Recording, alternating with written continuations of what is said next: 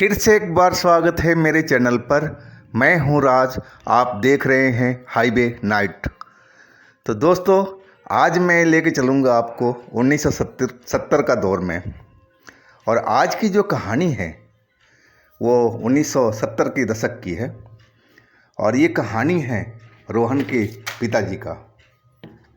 तो चलते हैं देरी ना करते हुए। लेकिन दोस्तों, आपने मेरे चैनल को सब्सक्राइब नहीं किया है तो प्लीज़ कर लीजिएगा। दोस्तों, मेरा नाम अवधेश है। मैं बिहार का आरा डिस्ट्रिक्ट का रहने वाला हूँ। मैं कोलकाता में एक चटकल मिल में काम करता हूँ। और मैं कुछ दिन के लिए अपने गांव छुट्टी पर आया था। छुट्टी पता नहीं कैसे कट गई इतनी जल्दी से कि मुझे पता भी नहीं लगा। अब मुझे वापस जाना था कोलकाता अपने काम पर।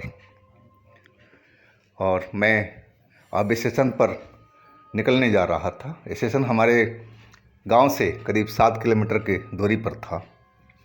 आज जो ट्रेन थी वो शाम को 3:30 बजे की थी। तो मुझे वक्त से निकलना पड़ा था। टिकट तो मेरे पास था ही। और जब मैं स्टेशन पहुंचा तो पता चला कि वो ट्रेन तो काफ़ी लेट है, करीब 7-8 घंटे लेट है। मैं जल्दी से आकर के स्टेशन में बैठ कर के और मुस्कुरा दिया था कि इतना जल्दी आ गया, लेकिन फ़ायदा क्या हुआ, इससे बढ़िया घर पर ही रहता और शाम को टाइम में मैं घर से निकलता। लेकिन अब करे तो क्या करे। अब स्टेशन पर बैठ कर के मैं अपना टाइम पास करने लगा था। मेरे पास ज़्यादा कुछ सामान नहीं था। एक थैला था जिसमें माँ का दिया हुआ देसी घी था और कुछ खाने पीने का सामान था। वो ज़माना था कोयले का इंजन से चलने वाली रेलगाड़ी का। और जो हमारी गाड़ी थी वो भी कोयले से चलती थी। अब डीजल का इंजन आना शुरू हो चुका था। मैं स्टेशन पर बैठा बैठा बोर हो चुका था। इधर से उधर छोटा सा स्टेशन था, ज़्यादा कोई ख़ास बड़ा नहीं था। और मैं कभी बाहर छोटी सी एक गुमटी थी चाय की, 1-2 थी, उन पर कभी जा कर के बैठ जाता, अखबार पढ़ के टाइम अपना पास कर रहा था, चाय पी लेता था। रात के अब 10 बज चुके थे और ट्रेन का अता पता अभी कुछ नहीं था। मैं स्टेशन मास्टर और बुकिंग क्लर्क जो भी था, इकलौता आदमी था। मैं उसके पास कई बार जा चुका था। हर बार कहता था कि भाई जब ट्रेन आएगी तो मैं घंटी बजा दूंगा और पता लग जाएगा। अब मैं जाना नहीं चाहता था उसके पास में। वो झल्ला जाता था मेरे को देख करके। मैं चुपचाप अपने प्लेटफार्म पर आकर के और बैठ गया और इंतज़ार करने लगा था। अब रात के करीब 12 बज चुके थे। अभी ट्रेन का घंटी बजी नहीं थी और मैं इंतज़ार कर रहा था। तभी एक कोई स्टेशन पर मेरी साइड में आता हुआ दिखाई पड़ा है कि मैं अपने प्लेटफार्म पर इकलौता आदमी था जो एक बेंच पर बैठा हुआ था। और मैं थोड़ा खुश हुआ, चलो कोई तो सवारी आई जो साथ में है। और आदमी चलता चलता बिल्कुल मेरे पास में आ चुका था। वो करीब 35-40 साल का लग रहा था। और हमारे ही बेंच के बगल में दूसरा बेंच था, उस पर आकर के वो बैठ चुका था। पास पास में बिल्कुल बेंच थे, लेकिन उसके शरीर से एक खास खुशबू आ रही थी, जैसे वो कोई परफ्यूम लगा रखा हो। और मुझे उस खुशबू थोड़ा सा अजीब सा लग रहा था, लेकिन मुझे खुशबू से एलर्जी थी। अब मुझे छींक आनी शुरू हो जाती थी।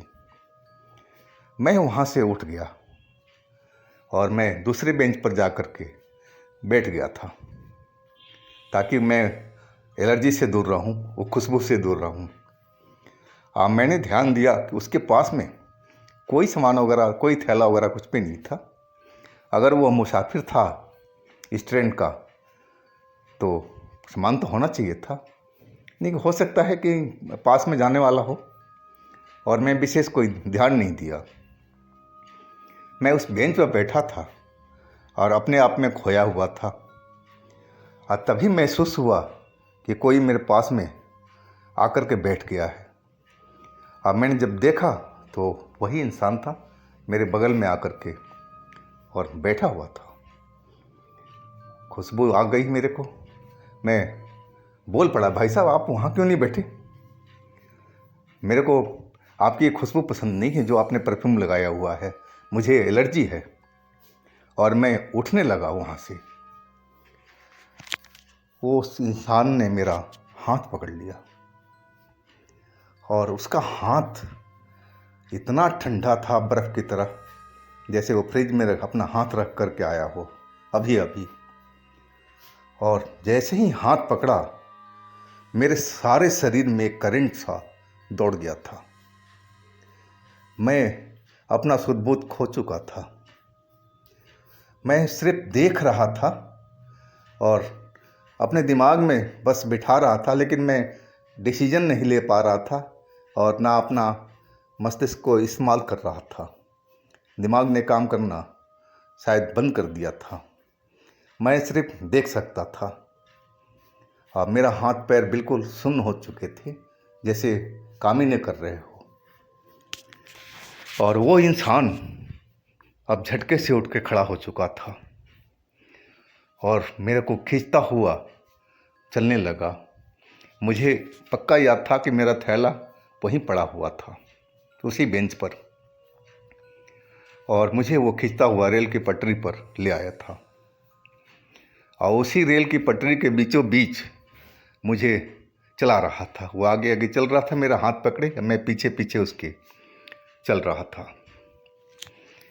काफ़ी दूर हम लोग प्लेटफार्म से आगे आ चुके थे, जहाँ लाइनमैन का केबिन था, जहाँ से वो पटरिया चेंज करता है या सिग्नल देता है, उसकी केबिन थी।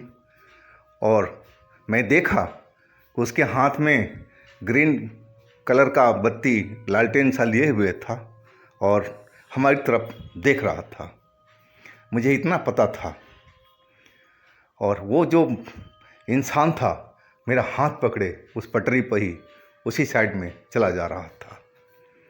हम केबिन के पास पहुंच चुके थे और वो इंसान शायद चिल्ला रहा था, लेकिन उसकी आवाज़ मुझे सुनाई नहीं पड़ रही थी। इतना मैं देखा था कि वो कुछ बोल रहा है ज़ोर ज़ोर से, लेकिन आवाज़ उसका मेरे कानों तक पहुंच नहीं पा रही थी।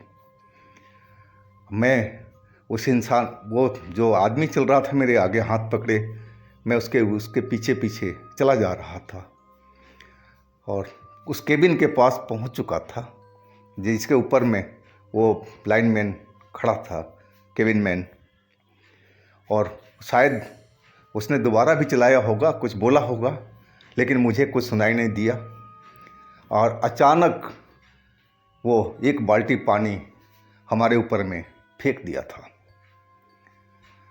पानी पड़ते ही मैं देखा कि मैं तो अपने होश में आ चुका था और वो जो हमारा जो हाथ पकड़े हुए इंसान था वो तो धुएं के जैसे एकदम धुएं की तरफ बन गया था। और देखते ही देखते वो हवा में इधर से उधर उड़ चुका था। मैं थर थर काँप रहा था वहाँ पर, डर के मारे सारे बदन में कंपकपी हो रही थी। और तभी वो लाइनमैन जो केबिन में ऊपर खड़ा था वो नीचे उतर आया था और मुझे बहुत डांटा और मैं उसका कोई जवाब दे नहीं पा रहा था। वो बोलता ही जा रहा था, तुम अंधे हो? आत्महत्या करने जा रहे थे? सामने से देखो माल गाड़ी आ रही है इतनी स्पीड से, कटकर मरने का इरादा है तुम्हारा? तुम्हें नज़र नहीं आ रही थी? मैं काफ़ी देर से तुम्हें चिल्ला रहा कि तुम पटरी से हट जाओ, पटरी से हट जाओ, लेकिन तुम तो सुन ही नहीं रहे थे। नशा कर रखे हो? इस तरह की बातें वो हमें बोल रहा था, जबकि मैं नशा नाम का कोई चीज़ करता ही नहीं था। मैं एकदम चुपचाप उसकी बातें सुन रहा था। जब उसका गुस्सा ठंडा हुआ तो मेरे को बोला, पीछे हटो, इधर आओ, ट्रेन के गुजरने दो। और वो मालगाड़ी फटाफट वहाँ से गुजरने लगी थी। मालगाड़ी जब गुजर चुकी तब मैं वहीं खड़ा था और कांप भी रहा था डर के मारे। केबिन मैन से मैं कुछ नहीं बोल पाया था क्योंकि वो मालगाड़ी का शोर बहुत ज़्यादा था। जब मालगाड़ी गुजर गई तब मैंने बोला केबिन मैन से, अपनी सारी बात उससे मैंने बताया कि भाई मैं तो इस ट्रेन को पकड़ने के लिए आया हूँ, अब बैठा हुआ था प्लेटफार्म पर और ये पता नहीं कहाँ से आया, इसके शरीर से इत्र का खुशबू आ रही थी। अब मुझे एलर्जी है। मैं इससे अलग हट गया और एक एक करके सारी कहानी मैं बता दिया था। और वो इंसान मुझे मेरा हाथ पकड़ करके और इस साइड में लेके जा रहा था। मुझे नहीं पता, वो मेरी तरफ देख करके चौंक सा गया था। बोला, तुम सच कह रहे हो? यानी कि हाँ, कसम से मैंने तुम्हें ही देखा था, मैं दूसरा आदमी देखा ही नहीं था।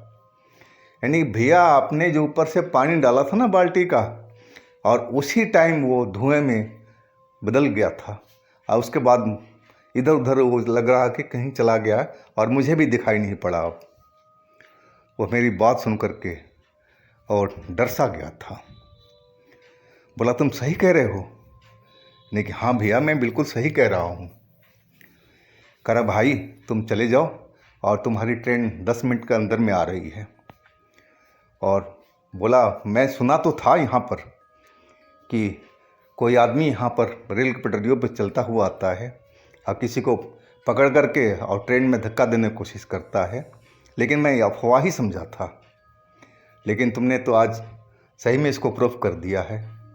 चलो, भगवान की कृपा है भाई कि तुम बच गए आज जल्दी से जाओ, 10 मिनट के अंदर में तुम्हारी ट्रेन आ रही है। और वो फटाफट अपने केबिन में चला गया और अंदर से दरवाज़ा बंद कर लिया था। मैं जी जान से दौड़ करके और प्लेटफार्म पर पहुंच गया था और जाकर देखा बेंच पर मेरा सामान वैसे के वैसे ही पड़ा हुआ था। शुक्र था कि कोई कुत्ता बिल्ली अभी तक मुंह नहीं मारे थे। शायद वहाँ पर इस टाइम कोई था ही नहीं, सारे सो रहे होंगे इस टाइम। और उसके कहे अनुसार 10 मिनट के अंदर ही ट्रेन आ चुकी थी। और मैं ट्रेन में बैठने के बाद सोच रहा था कि अगर वो केबिन मैन मेरे ऊपर पानी ही डालता तो मेरी लाश का तो पता भी नहीं लगता कि मेरी लाश कहाँ गई। तो दोस्तों, ये थी आज की कहानी। अगर आपके पास भी कोई अपनी कहानी है, कोई आप बीती है, कोई घटना है, तो हमें इंस्टाग्राम पर या फिर मेरे व्हाट्सएप नंबर पर शेयर कीजिएगा और हम आपकी कहानी को ज़रूर बनाएंगे। हमारे चैनल को सब्सक्राइब कीजिएगा, लाइक कीजिएगा, शेयर कीजिएगा और साथ में हमारा दूसरा चैनल हाईवे 33 पर ज़रूर विजिट कीजिएगा। लिंक मैं नीचे दे रखा हूँ। बहुत सारी कहानियाँ उसमें भरी पड़ी है और हर रोज़ कहानी नई नई अपलोड होती है। तो दोस्तों, फिर हम कल मिलते हैं एक नई कहानी के साथ में। आप लोग अपना बहुत बहुत ख्याल रखिएगा। नमस्कार।